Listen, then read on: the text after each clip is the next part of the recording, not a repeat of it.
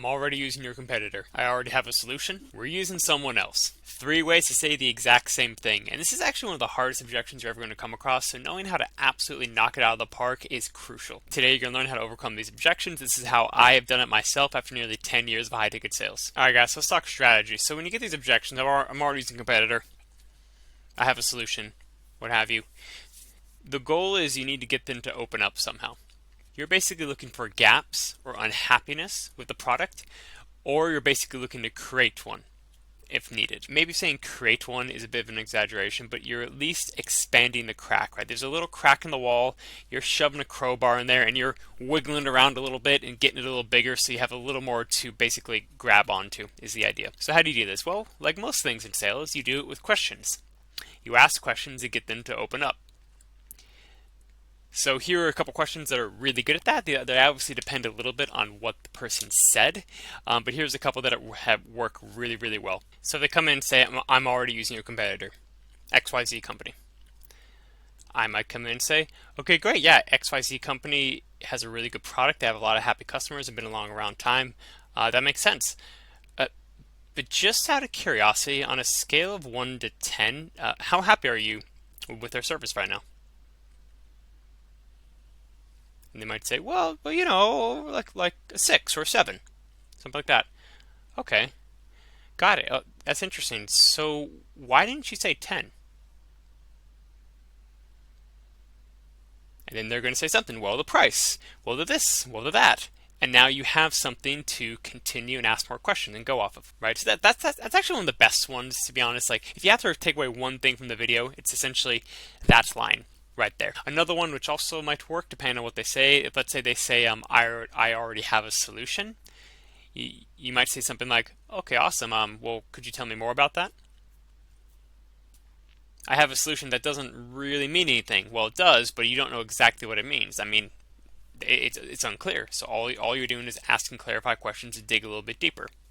Similar if you're saying, well, we're using someone else. Okay, great, that makes sense. For example, or who might that be? Or, if you don't mind me asking, who is it? Okay, so that was step 1. Now we've asked a few questions, we've opened them up a little bit, but now we need to go deeper. We need to find out exactly why it's only 7 out of 10.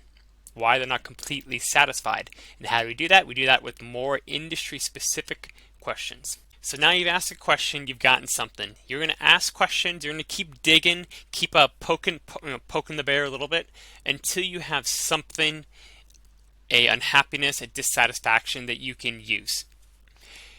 But that's just step 1. What happens next?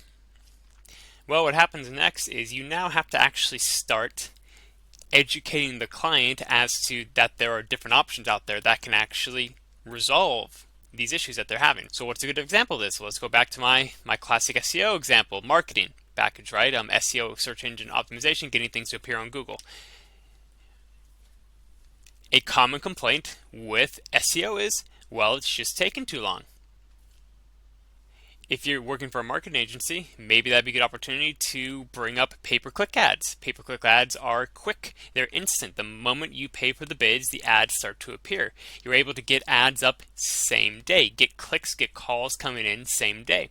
Let's say the traffic hasn't been growing. But going back to SEO, the traffic hasn't been going, it's been going down, right? It's been stagnant or it's been growing very slowly.